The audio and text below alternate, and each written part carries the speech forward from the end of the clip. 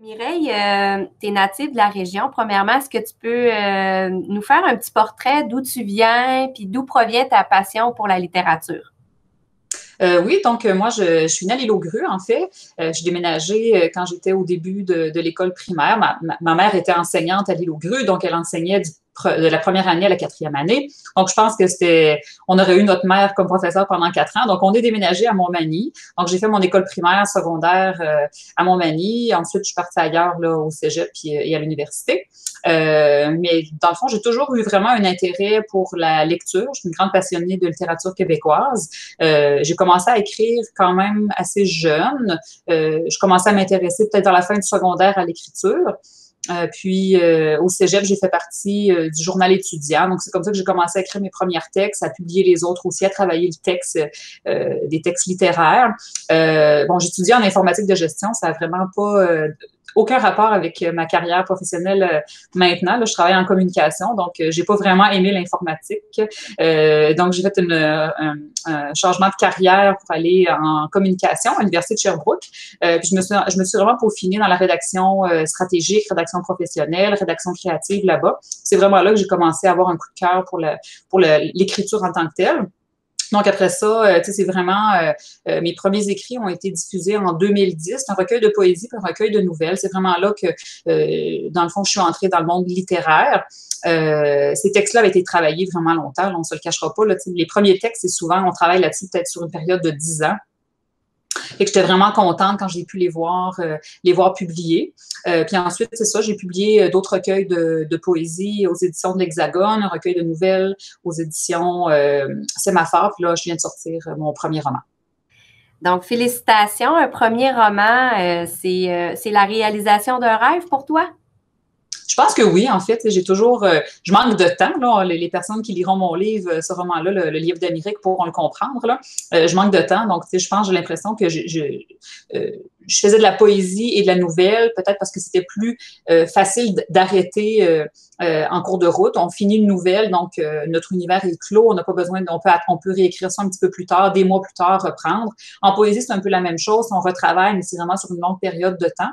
Donc, voilà, tu sais, le roman, mes enfants sont un peu plus vieux, mes deux filles sont plus vieilles, donc, tu sais, je pense que j'avais un peu plus de temps, donc je me suis vraiment lancée dans le roman, mais en sachant pas que j'allais faire un roman, en fait. Quand j'ai commencé à l'écrire, dans ma tête, c'était une courte nouvelle. La courte nouvelle s'est rallongée, puis après ça, je me suis dit, je pourrais mettre un autre point de vue, puis en bout de ligne, quand j'ai fini le retravail, je me suis dit, je pense que j'ai un roman. Donc, voilà. Fait que c'est arrivé un peu par surprise, mais j'étais vraiment contente dans un sens de l'avoir fait. C'est un bel accomplissement. Et à quoi on peut s'attendre avec ce roman-là? Est-ce que tu peux nous en parler un petit peu? Oui, donc le livre d'Amérique, qui est publié aux éditions La Peuplade, tout récemment là, au mois d'août dernier. Donc, vraiment, ça parle du workaholisme, tout simplement. Là, j'ai vraiment beaucoup étudié ce sujet-là. C'est une femme qui subit une opération génétique un peu nébuleuse. Donc, j'en parle pas vraiment précisément dans le roman. Puis je laisse au lecteur le soin de découvrir quelle est peut-être cette opération-là. Mais c'est une femme, dans le fond, qui subit une opération pour pouvoir travailler encore plus, dormir moins, être plus performante, plus productive. Mais l'opération qui devait être un succès vire un peu mal, en fait. Le personnage se met à se transformer en lièvre, donc d'où le titre, le lièvre d'Amérique. Donc, son comportement change, ses cheveux deviennent roux pendant la nuit, elle se sent comme une proie envers avec les autres personnes qu'elle rencontre. Les hommes se mettent à la suivre. Donc, elle se sent pris au piège, comme au sens symbolique d'un lièvre qui serait pris dans un piège. Dans un collet. Donc voilà, c'est ça. Fait que le roman est divisé en 3 grandes parties.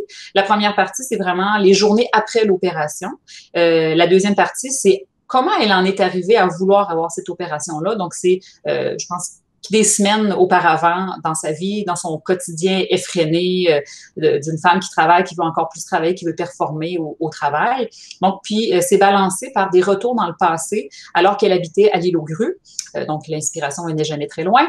Donc, on voit son passé, puis un moment de rupture qui s'est produit dans son passé qui a fait qu'elle s'est comme dissociée d'elle-même, puis qu'elle, depuis ce temps-là, elle essaie de remplir ce gouffre-là par le travail, par le workaholisme. Parce que c'est un peu ça, le workaholisme, c'est vraiment d'essayer de remplir un vide sans fin, de jamais avoir de plaisir, de satisfaction au travail, c'est de toujours continuer pour essayer de le remplir, puis ça se remplit pas. Ce roman-là, déjà, t'as déjà apporté quelques belles reconnaissances. En fait, même deux reconnaissances. Tu es finaliste pour 2 prix. Est-ce que tu peux nous en parler? Oui, donc, en fait, c'est des prix littéraires en France. Là, je suis vraiment... j'étais vraiment surprise de voir ces nominations-là. Là. Vraiment, on s'y attend jamais. On n'écrit jamais pour gagner un prix. En fait, on écrit vraiment pour avoir une belle connexion avec certains lecteurs. Mais voilà, donc c'est le prix Wepler en France. C'est un prix assez prestigieux. Là. Je suis la seule Québécoise à être finaliste parmi ce prix-là. Là. C'est quand même assez exceptionnel. Là. Je suis vraiment contente. Puis un autre prix aussi, c'est une librairie, la librairie L'Impromptu, qui décerne, en fait, je suis finaliste pour un prix d'un premier roman. Donc, voilà. Donc, mon premier recueil de poésie s'intitule « Les oies ne peuvent pas nous dire ». Donc, c'est un recueil vraiment qui parle de l'enfance, de mon enfance à l'île aux Grues, donc du décès de mon père aussi. Donc, c'est très imagé, c'est vraiment emporté par les oies et la migration. Dorsale et autres couleurs, c'est un recueil de nouvelles. Dans le fond, c'est plein de personnages qui vivent un moment ou un autre de leur vie, des petits ou des grands deuils. Puis le recueil de nouvelles présente, dans le fond, ces personnages-là. C'est quand même très poétique comme recueil de nouvelles. Donc, Les hommes sont des chevreuils qui ne s'appartiennent pas. C'est un recueil de poésie aux éditions L'Hexagone. C'est un recueil qui analyse la mince frontière entre la proie et le prédateur. Donc, on est souvent, en tant qu'humain, une proie ou un prédateur. La frontière est très mince dans le passage entre les deux. C'est un peu ce que je voulais présenter dans ce livre-là. Ensuite, il y a le recueil Minuit moins 2 avant la fin du monde. C'est un recueil de poésie toujours aux éditions de l'Hexagone. Donc ça, je me suis basée sur l'horloge de la fin du monde. C'est une horloge qui a été pensée par une université aux États-Unis. Dans le fond, c'est symboliquement, ça indique on est à combien de temps de la fin du monde. Donc là, présentement, on est à minuit moins 2 de la fin du monde. Donc, c'est un livre qui parle de 2 personnages qui sont un peu... qui recherchent dans leur quotidien comment se sortir d'une vie... proche de la fin du monde, d'une vie difficile où le temps va très rapidement et où on ne s'habite plus vraiment en tant que personne. Okay. Ensuite, il y a le syndrome de Takotsubo. C'est un recueil de nouvelles publié aux éditions Sémaphore. En fait, le syndrome de Takotsubo, c'est le syndrome du cœur brisé. Je ne sais pas si on a déjà entendu parler de ça. Là. Dans le fond, c'est que sous un choc émotionnel intense, le cœur fait comme une crise de cœur. Puis Takotsubo signifie piège à pieuvre. C'est la forme que le cœur prend en gonflant. C'est les Japonais qui ont diagnostiqué les premiers ce syndrome-là. Donc, mon recueil prend différents personnages qui vivent un moment de leur vie ce syndrome-là. Puis les personnages sont tous interreliés à travers les histoires, donc on en apprend un petit peu plus plus on avance dans la lecture du recueil. Le dernier recueil qui va paraître incessamment, donc au mois d'octobre, il s'appelle Le ciel en bloc aux éditions de l'Hexagone. Donc c'est un recueil de poésie, encore une fois, mais celui-ci traite un peu, il compare un peu l'humain au monde de l'ego. Donc c'est vraiment une critique de la société, comment les hommes, les femmes, on est figés, on n'est pas maître de notre destin vraiment. Donc, c'est un recueil qui m'a beaucoup amusée dans l'écriture. Tu as eu des très bonnes critiques par rapport à tes nouvelles, notamment des critiques de la presse, Radio-Canada. Est-ce que jusqu'à maintenant, ce que tu produis, c'est au-delà de tes attentes? Est-ce que tu avais des attentes? Bien, comme je le disais pour les prix, je pense que quand j'écris, moi, j'écris vraiment parce que sous le moment, j'ai vraiment besoin d'extérioriser quelque chose. Donc, je me laisse vraiment apprendre dans le processus de création. C'est vraiment la partie que j'aime le plus. Quand j'ai un projet en tête, vraiment, c'est il m'habite entièrement pendant des semaines. Donc, tu sais, je pense que j'aime beaucoup cette idée de créer quelque chose. Puis, tu sais, je pense que c'est un peu ça. J'écris pas nécessairement pour les critiques, mais on est tellement content quand les critiques sont en notre faveur, là, c'est clair. Puis on est content aussi quand les lecteurs, tu sais, j'ai quand même beaucoup de lecteurs qui m'ont parlé par rapport à mon dernier roman, puis qui m'ont dit, c'est vraiment la réalité que je vis présentement. Ça m'a fait du bien de lire ça, de me ressourcer, de prendre le temps de retourner à la nature, de me grounder, puis de m'enraciner correctement, tu sais, d'oublier l'effervescence autour de nous. Donc, tu sais, moi, je pense que j'écris vraiment pour cette relation-là que j'ai avec certains des lecteurs, tu sais, qui me contactent des fois directement dans Messenger ou sur les médias sociaux. Tu sais, c'est vraiment plaisant comme échange. Puis on remarque beaucoup ton inspiration pour justement la nature, les animaux. C'est ta principale source d'inspiration? C'est vrai que, tu sais, souvent, on écrit sur ce qui nous a marqué dans la vie. Moi, mon père, c'était un guide de chasse, donc j'ai été confrontée très jeune à l'idée de la nature, à toute l'intelligence que mon père avait par rapport à la nature, comment il la comprenait. Donc, c'est vraiment un sujet intéressant pour moi. J'aime aussi beaucoup analyser l'animalité. J'ai souvent l'impression que l'homme est plus animal que l'animal et que l'animal est plus homme que l'homme en tant que tel. Donc, c'est un peu ça que j'aime analyser, toutes les minces frontières dans ces catégorisations-là qui, dans le fond, n'existent pas vraiment. Puis ton processus de création, il se passe comment?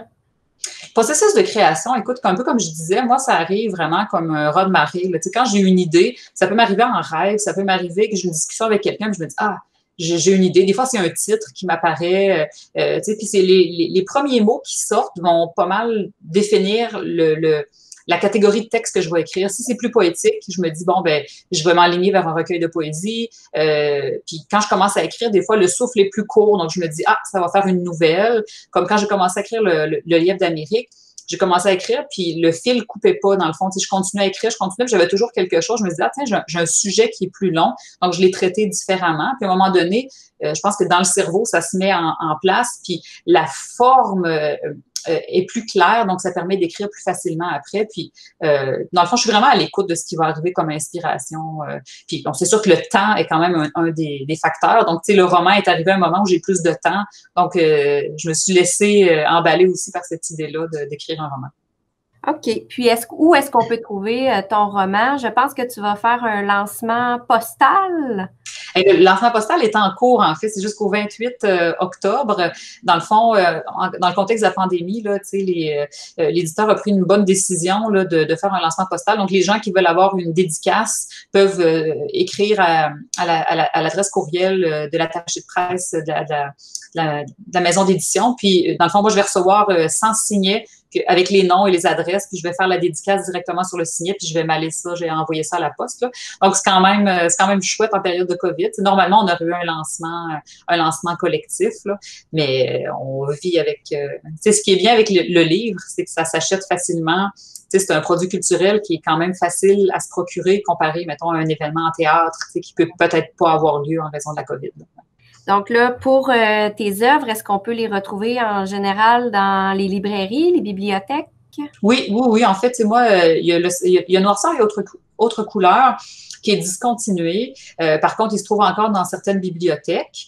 Puis pour les autres livres, s'ils ne sont pas dans les librairies, ben, il faut juste le demander aux libraires, puis ils vont en faire la commande. Ils sont tous encore en stock chez les éditeurs.